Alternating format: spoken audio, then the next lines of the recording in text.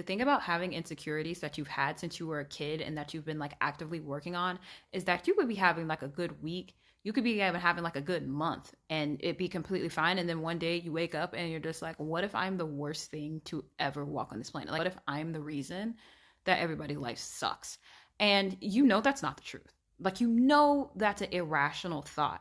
But then you look yourself in the mirror and you're like, but what if it's not? And I've already been through this entire journey where I thought I was getting better.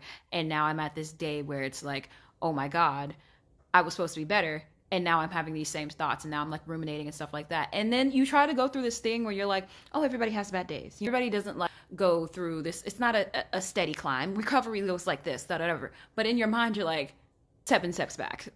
You feel like, it feels like failure, low key. It's just like, is this what self-esteem is supposed to be? Honest to God, I even say I have high self-esteem or that my self-esteem improved if I've had these moments where I'm just like, I wish I wasn't the way I was, even though I've been fine for the past week or month or so. Yeah, it just sucks. My friend reminded me of something because I've had body image issues since I was 12 years old and I had any little concept of who I was as a person. And I think it's kind of impossible to escape when you're a woman in America, especially a Black woman, right? But she was talking about how even though I have these lots of not wanting to show my face or whatever, that I still do it. Like I post pictures and I post videos and stuff like that. And it's not necessarily that I don't have a problem or that I don't look at myself and I think, like even now I most definitely have like a filter on. But more so than anything, I have spite. There's real anger in my heart because I know for a fact that the body issues that I have, like the image issues that I have, were not created out of my own mind. I know for a fact I didn't come into this world assuming that the way that I look or how I sound or how I act is something that's wrong. There has been layers upon layers of systems that are put upon me to make me feel lesser, whether it be because of capitalism, colorism, racism, anything like that. I know that those things are working against me. And even though it feels personal, it feels like something like it's you, I know for a fact that it's not me. And a part of me is like, I'm not gonna sit here and feel like shit knowing that this world benefits from me feeling like that and feeling like I can't put my face out there or my voice out there because it's worth less. I would rather die than confirm the world in saying that my voice or my face isn't worth the same as anybody else's. It's spite more than anything. But like confidence, no, it's not confidence, it's spite. If no one thought you were good, would you still do what you believe is right?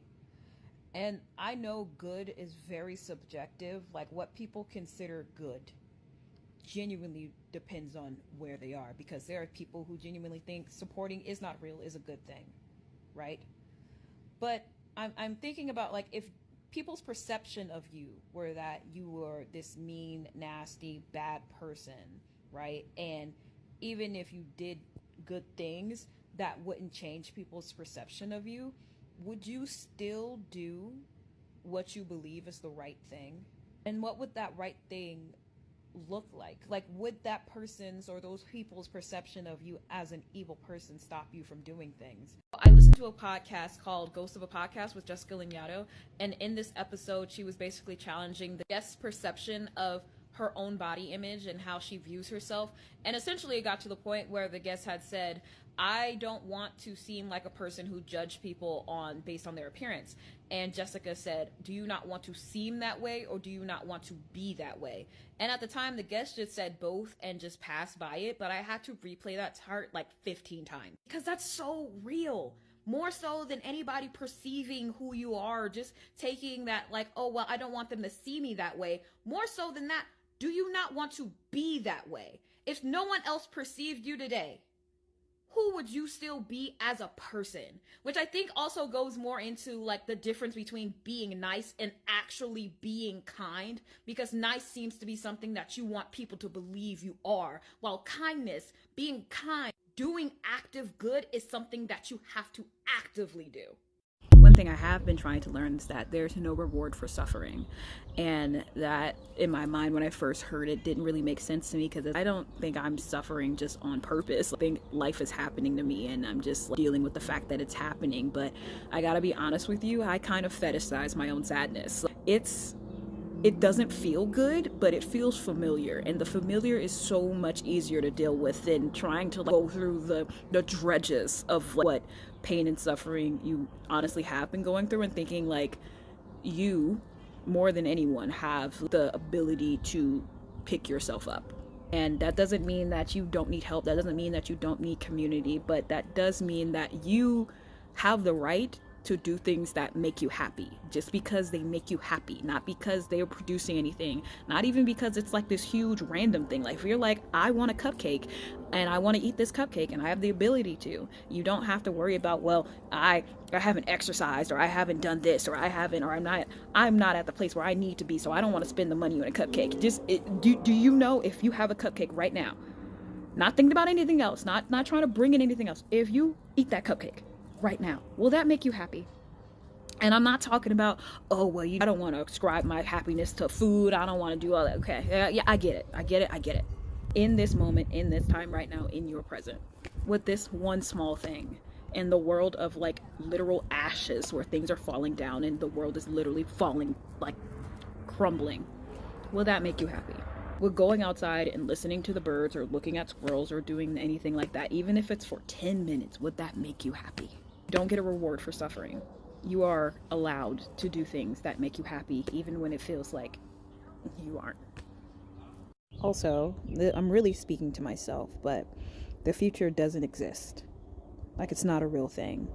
You are always and constantly in your present. That doesn't mean you can't aspire to anything. That doesn't mean you can't dream for other things, or like a better life for you and everybody else who lives here, but it does mean that you cannot abandon yourself for the possibility of what the future is going to be. You are here right now in this moment, always. You are always in your present. You are always in your moment. And so you have to be able to exist within yourself in your present at all times, because the moment that you decide that your future, which doesn't exist, is the you that you're going to be and not the you that you are now, you've abandoned the point. And you're always going to move the goalpost, because the future you will always be someone that doesn't exist. So I'm back on my porch. The birds are chirping. My neighbor's wind chime is wind chiming. I have a red Moscato that tastes like juice because I don't like alcohol that hurts. I just got back from another interview for another job, obviously.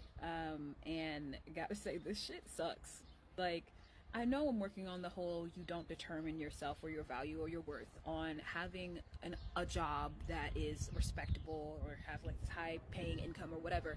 But it just sucks. Like, there's something about looking for a job and interviewing and stuff like that feels embarrassing. Like, it feels like, oh my god, I'm putting on this pony trick and show for you or whatever, just for you to be like, not you. And the crazy thing about it is that, like, I'm personable, you know? Like, I have a certain way about people, I guess. Like, I really like connecting with people, so that's easy for me. And I can get a laugh, I can get a chuckle, I can kind of know when people like me, I can catch that vibe, I know when they're with me, you know? But that doesn't seem to be enough. Like, you have your experience, but maybe your experience is enough. And one of the things about it is that, like, I got a major in biology. I joined STEM because, you know, I like biology, but also at the same time it was well, you need the safe choice. You need to pull up with the safe choice, because if you want to be an artist, then, you know, that's going to be a starving thing and you need to have something to hold you together. Well, now we're at the situation where the backup choice to hold you together, the safe choice, is not holding me together for real. So now it's like, okay. Happy Friday. You know what's absolutely insane? My first tattoo was a quote from this book, For Brown Girls with Sharp Edges and Tender Hearts. And you know, it says, remember who you are and the rest will come. And I just think it's so interesting that I've been doing this whole like job search thing and not really centering myself in it, and just trying to figure out, like, how do I become the most profitable, I guess, for myself. And of course you want to be able to live, of course you want to be able to do that, but I've really just been playing games. Like, it's really like, this tattoo is on me for the rest of my life. I see it damn near every single day. Remember who you are and the rest will come. And I'm still not choosing myself, and am confused to why I'm getting like all these closed doors and all of this frustration and this like inner disgust. It's like, because you aren't even in the picture. Like, you're not actually even in the equation that you're trying to put yourself in. Maybe it actually really could all be so easy, genuinely.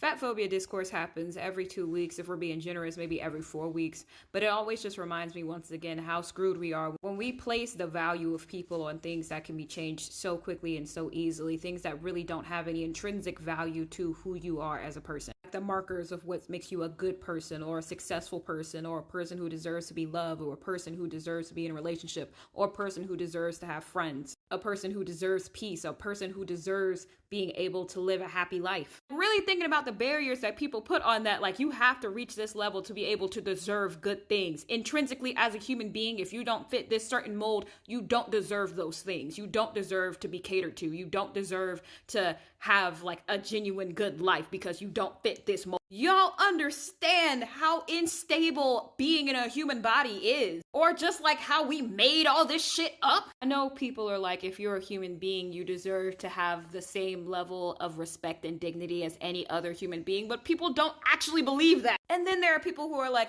oh, well, it's all science. You know, if you just did the science brain, as if it's completely separate from the social systems that we all made up in the first place. That's why systematic oppression is so insidious, because it lives not only in you, but literally in everybody else. And even though everybody's like, hey, we should all live in a place where we're equal, we don't move that way. It's ridiculous. The fact that we have to adhere to it, the fact that we have to be complicit to it to live in this world so that we don't get continuously harassed is ridiculous, because at the end of the day, it doesn't make sense. It's inherently irrational, which is why everybody's like, this is stupid. But here we are, again, having the same conversation of who deserves to be seen and who deserves to have good things.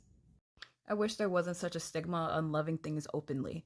Like, finding things cringe because somebody like is so open and sincere and earnest about how much they love a person or a thing or like an activity, whatever. Like the fact that we have the word like simp or like the wife guy, or like, oh my god, she's so obsessed with that thing, you can tell how much she like, who puts that much energy and time into certain hobbies or whatever. And it's like, why live otherwise? You know, like, because, you know, it's this thing of being like, oh, I want to be chic, I want to be mysterious, I can't let people know that I have emotions because I'm bigger than emotions, I'm so logical and cool and nothing affects me and I only feel like 3 emotions, and even when I feel those emotions, I'm really suave with it. What happened to loving things with your whole heart? It just feels like a coward's way of loving. And I understand, you know, you've gone through things, and so it's like, well, now I don't want to show it that much. But to me, there is nothing more sad than seeing someone who obviously loves something and they have to feel like they have to curb that love because somebody says, oh, that's cringe, or oh, that's weird, or like, you like it like that? Like, nobody likes it like that. Calm down. And so now you have to act like you don't like something as much as you do because other people find it weird. What is the point of living life if not to find love in everything that you do and being able to express that fully and wholly? Like, what's the point? Like, what's the point of living otherwise? So I just got done filming a YouTube video that I wrote a script for about, well, I started writing the script on the 12th of April and I finished it a few days ago. And like, if I'm being completely honest with you, I think they could have added more, could have done more, but that's what I had done. And I genuinely wanted to get a video out because I've been saying I'm gonna do a video for 6 months. And genuinely, like, after getting laid off from my job, I was thinking like, oh yeah, I'll have all this free time and then I'll have all my creative juices flowing and stuff like that, and then I can dedicate myself to YouTube.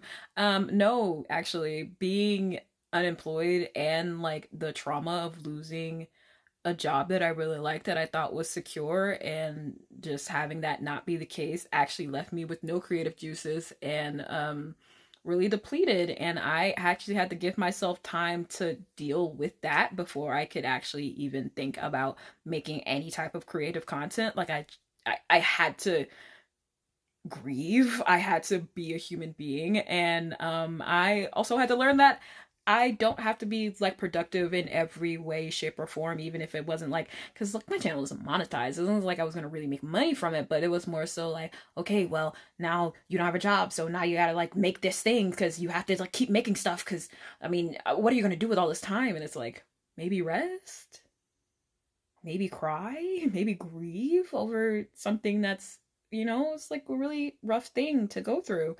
And so I had to actually learn how to give myself grace before I could get to the point where I could write a script and make a video. And like, this, no matter how it performs or what it does, like this video is always going to be really special to me because I know how long it took me to get here and to do the things that I wanted to do. So, yeah, I'm just really happy. And also, look at my recession hair coloring techniques. Like, look, my edges are orange, and then there's this like red circle here. But in honest to God, considering the state of the country that we live in, some of the few things that I enjoy in life is having red hair. And so, that's what I have for myself. Yeah.